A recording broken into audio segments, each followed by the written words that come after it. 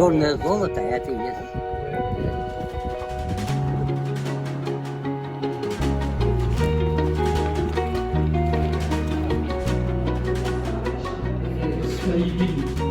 Чистый русский материал, то она сама рисует.